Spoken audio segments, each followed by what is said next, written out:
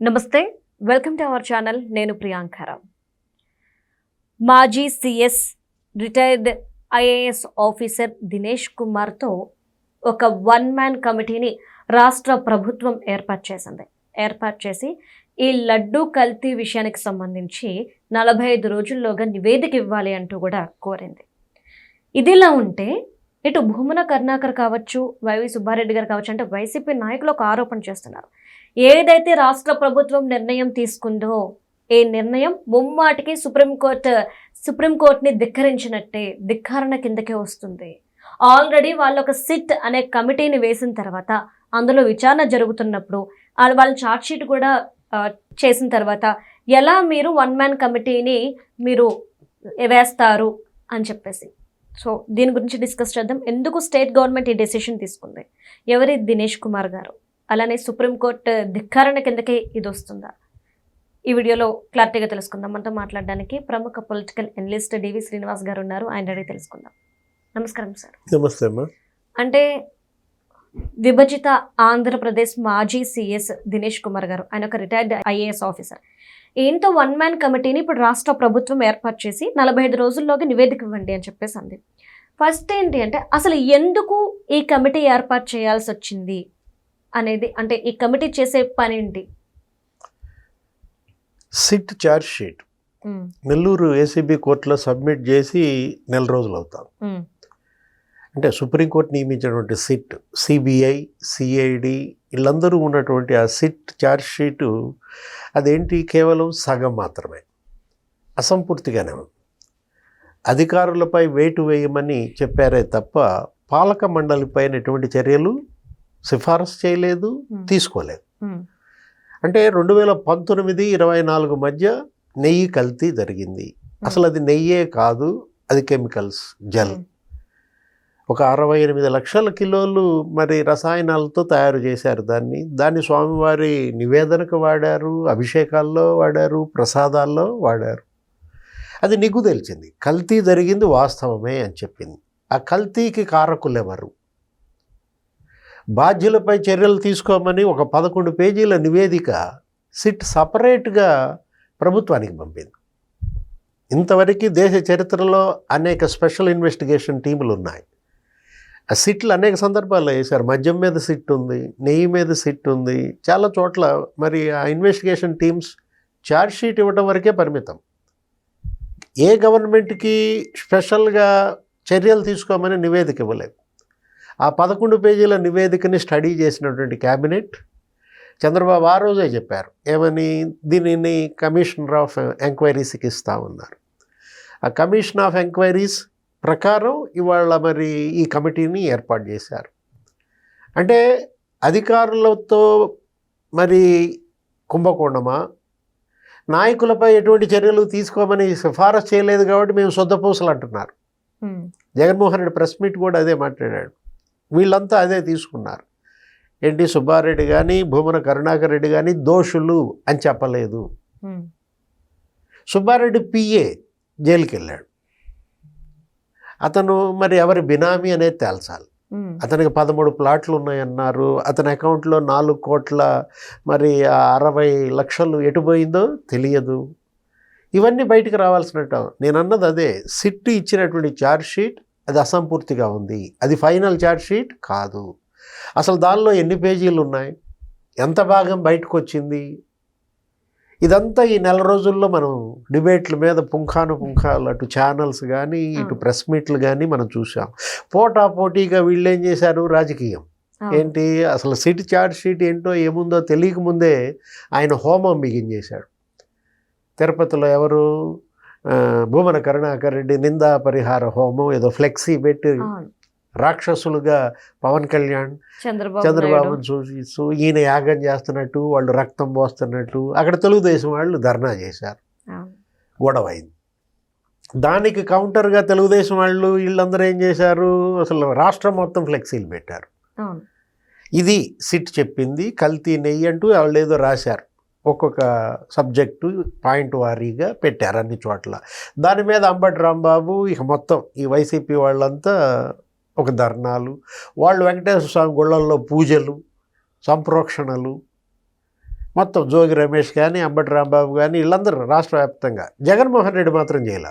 ఏ గుడికి ఆయన వెళ్ళా, ఆయన అసలు పూజలో పాల్గొనాలా. గుడికి వెళ్ళాలంటే మళ్ళీ డిక్లరేషన్ ఫామ్ ఫిల్ చేయాలి సార్. అంటే ఇతను ఆడేవాడు కాదు కదా, ఆడిచ్చేవాడు. ఈ ఓకే. బొమ్మలందరినీ ఆడిచ్చేవాడు. అతనేంటి బూతులు తిట్టాడు. ఎవరు? అంబటి రాంబాబు. ఆ ఫ్లెక్సీ తీయకపోతే నేనే తీసేస్తా. అయ్యో, మీరు బూతుల గురించి అంటున్నారు. ఉండవల్లి గారు మీరు ప్రెస్ మీట్ చూస్తుంటే అసలు ఎప్పుడు అన్పార్లమెంటరీ లాంగ్వేజ్ అంబటి రాంబాబు గారి నోటి నుండి రాదు.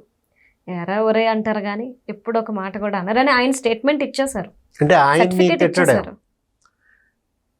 బహుశా ఉండవల్లిని ఏనాడు బూతులు తిట్టి ఎరగడేమో అంబటి రాంబాబు. ఆయనే క్షమాపణ చెప్పానని వాళ్ళు చెప్తున్నాడు కదా. ఆ రోజు అన్నాడు, ఏది నేను ఆ మాట అనకుండా ఉండాల్సింది కాదు అంటూ, మళ్ళీ నేను భయపడేది లేదు, నీ కుక్క, నా ఇంట్లో కుక్క కూడా భయపడదు, తోటలో 2 కుక్కలు భయపడవు, ఏదో కుక్కల భాష. నిన్న కూడా మళ్ళీ అదే, ఏది పోలీసుల మీద గొడవ చూస్తే మీకు అర్థమైపోద్ది సార్. నువ్వు నోరు తగ్గు, నా గొంతు పెరుగుద్ది అని చెప్పేసి. ఆ? ఒక కుక్కకి, ప్రతి కుక్కకి ఒక రోజు వస్తుంది అంటాడు. అంబటి కుక్కకి కూడా ఒక రోజు వస్తుందని. అంబటే అంటే అసలు ఎవరన్నా అంబటి కుక్కకి ఒక రోజు వస్తుందని పక్కాడంటే అది వేరే విషయం. నీకు నువ్వే కుక్కగా పోల్చుకోవటం ఏంటి? ఆయన ఏమైందో నాకు అర్థం కాల. సరే, ఆయన వయసు 70 ఏళ్ళు వచ్చాయి. ఇక ఏదో మరి కొంత వయసు వచ్చిన తర్వాత జరిగేటటువంటి మార్పుల్లో భాగంగా చూడాలా. ఇదంతా డైవర్షన్ పాలిటిక్స్. అంటే డైవర్షన్ పాలిటిక్స్ అంటున్నారు. మరి ఇప్పుడు రాష్ట్ర ప్రభుత్వం ఏదైతే కమిటీ వేసిందో ఈ కమిటీకి సంబంధించి బోమ్నా గారు ఒక మాట అన్నారు, ఇది సుప్రీంకోర్టు ధిక్కరణ కిందకు వస్తుంది, అంటే సుప్రీంకోర్టు ఆదేశాలను ధిక్కరించినట్టే. ఆల్రెడీ సిట్ ఉండగా మరో కమిటీ వేయడం అనేది సరైనది కాదు, ఎలా వేస్తారని క్వశ్చన్ చేశారు. ఆ క్వశ్చన్కి సమాధానం ఏంటి సార్? అంటే వాళ్ళు చెప్తున్నారు కదా, కమిషనర్ ఆఫ్ ఎంక్వైరీస్ చట్టం 1952 ప్రకారం కమిటీ ఏర్పాటు చేసేటటువంటి అధికారం రాష్ట్ర ప్రభుత్వానికి ఉంది, క్యాబినెట్కి ఉంది. ఓకే. నెక్స్ట్ ఆ వాదనలో బలం ఉంటే, ఇప్పుడు భూమన కరుణాకర్ రెడ్డి, బొత్స, ఇది సుప్రీం ధిక్కారం అంటున్నారు కదా. సుప్రీంకోర్టు నియమించిన సిట్టే రాష్ట్ర ప్రభుత్వానికి ఒక నివేదిక ఇచ్చింది. ఆ 11 పేజీల నివేదికని అధ్యయనం చేసిన రాష్ట్ర ప్రభుత్వం ఈ నిర్ణయాలు తీసుకుంది. ఇప్పుడు రాష్ట్ర ప్రభుత్వ పాత్ర దీనిలో ఉండదు అనుకుంటే సిట్ మరి స్టేట్ గవర్నమెంట్కి ఎందుకు ఇచ్చింది? ఈ క్వశ్చన్ వీళ్ళు ఎవరిని అడగాలి? స్టేట్ గవర్నమెంట్ని కాదు అడగాల్సింది, సిట్ని అడగాలి. లేకపోతే ఇంకెవరిని అడగాలి? సుప్రీంకోర్టుని అడగాలి. అంతేగా. మీరు నియమించిన సిట్టు ఏ రకంగా 11 పేజీల నివేదిక గవర్నమెంట్కి ఇస్తుంది?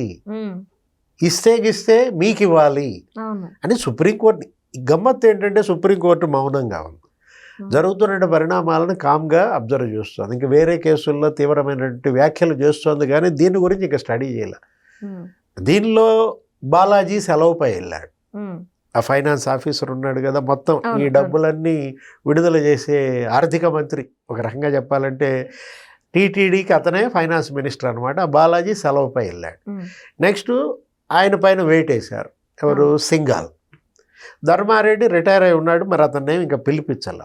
అంటే నేను అన్నది అదే, సిట్ ఛార్జ్ షీట్ కానీ సిట్ విచారణ కానీ ఇంకా ఫైనల్ కాల. ఇప్పుడు ఈ commission Dinesh Kumar strict officer, ఆంధ్రప్రదేశ్కి సిఎస్గా చేశారు.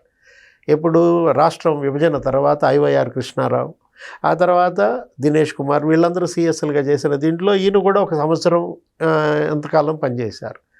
ఆయన ఎంత స్ట్రిక్ట్ అంటే ఇంతవరకు 83 బ్యాచ్, సీనియర్ ఐఏఎస్ 83 బ్యాచ్, ఇంతవరకు అతని పైన ఒక మచ్చ లేదనమాట. అటు ఫుడ్ డిపార్ట్మెంట్కి చేశాడు, ఆహార శాఖ, సివిల్ సప్లైస్కి పనిచేశాడు సెక్రటరీగా. అంటే ఇంత స్ట్రిక్ట్ ఆఫీసర్ని కమిటీ వేశారని భయపడుతున్నారా? లేదు. ఈ కమిటీ పరిధేంటి? ఏం చేస్తుంది? టెండర్ నిబంధనలు ఎవరు మార్చారు, ఎందుకు మార్చారు? ఇంతకుముందు మీరే స్ట్రిక్ట్గా పెట్టారు. 800 కిలోమీటర్ల పరిధిలో డైరీ నెయ్యే కొనాలన్నారు. ఆ నిర్ణయం తీసుకున్న 5 రోజుల్లో ఎందుకు మార్చారు? 800 కిలోమీటర్ల పరిధి ఎందుకు పెట్టావు? ఈ లోపు డైరీల్లో ఉన్నదే నెయ్యి కొనాలని ఎందుకు నియమించావు? అంటే ఆ ట్రాన్స్పోర్ట్లో ఆ 800 కిలోమీటర్ల నుంచి వచ్చే నెయ్యి మాత్రమే శుద్ధంగా ఉంటుంది, లేకపోతే చెడిపోతుందని. దాన్ని 1500 కిలోమీటర్లకు మార్చింది ఎవరు? మార్చమన్నది ఎవరు? అప్పటి పాలక మండలి చైర్మన్ మరి సుబ్బారెడ్డి. సుబ్బారెడ్డి ప్రమేయం ఏంటి? టెండర్ల నిబంధనల మార్పుల్లో 250 కోట్ల టర్న్ ఓవర్ 150 కోట్లకి ఎందుకు తగ్గించావు?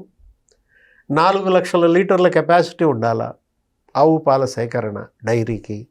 ఆ కెపాసిటీ అసలు అది ఎందుకు ఎత్తేసావు?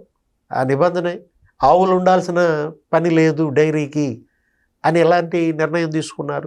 ఇదంతా కూడా స్కామ్ చేయడం కోసమే నిబంధనలు ఇలా మార్చారు అంటూ ఇప్పుడు పాలక మండలి దాన్ని పాత్ర. ఓకే. అధికారులను కేవలం బలిపశువులు చేయటం కాదు కదా, ఈ అధికారులతో ఈ తప్పు చేయించింది ఎవరు? చిన్నప్పన్న వెనక పెద్దప్పన్న ఎవరు? చిన్నప్పన్న అరెస్ట్ చేసినప్పుడు మరి ఆయన పిఏ ఎవరి దగ్గర పిఏగా పనిచేశాడు? ఎవరైనా పిఏ చేస్తాడా? పిఏతో చేస్తారా? పిఏతో చేయిస్తారు కానీ పిఏ ఎందుకు చేస్తాడు సార్? ఒక టైం బౌండ్ ప్రోగ్రామ్ పెట్టింది. ఎంత? 45 రోజుల్లో వీళ్ళు నివేదిక ఇవ్వాలి. ఈ కమిటీ ఇవన్నీ అధ్యయనం చేసి ఆ యాక్సిస్ బ్యాంక్ లావాదేవీలు మరి సుబ్బారెడ్డి దినేష్ కుమార్ కమిటీ కన్నిస్తాడా? మళ్ళా దీనిపైన సుప్రీంకోర్టుకి వెళ్తాడా? ఎందుకంటే ఆ యాక్సిస్ బ్యాంక్ లావాదేవీల్లోనే మరి ఈ గుట్టు ఉంది. ఆ గుట్టు బయట పెట్టేటటువంటి కమిటీగా మరి దినేష్ కుమార్ చర్యలు ఎలా ఉంటాయి? దానికి అధికారాలు కూడా విస్తృతంగా ఉన్నాయి. వాళ్ళు రికార్డులన్నీ పరిశీలించవచ్చు. వాళ్ళు అడిగినటువంటి ఆ రికార్డులన్నీ కూడా టీటీడీ అయినా పాలక మండలి అయినా చైర్మన్లు అయినా సబ్మిట్ చేయాల్సిందే. 45 రోజుల తర్వాత ఏం జరుగుద్ది? వాళ్ళంతా ఫిబ్రవరి 21, 22, మార్చి 20 లేదు ఏప్రిల్ 1 ఏప్రిల్లో జైలుకి వెళ్ళడం తప్పదా? సుబ్బారెడ్డి, భూమన కరుణాకర్ రెడ్డి, చెవిరెడ్డి భాస్కర్ రెడ్డి. ఎందుకంటే ప్రత్యేక ఆహ్వానితులుగా వీళ్ళనే కొనుగోళ్ల కమిటీలో పెట్టిన నేపథ్యంలో ఇవాళ మరి వీళ్ళ ముగ్గురు జైలు తప్పదా? ఇది నీకు ఏప్రిల్ కల్లా తెలిసిపోతుందా? Right. Thank you so much sir. నమస్తే.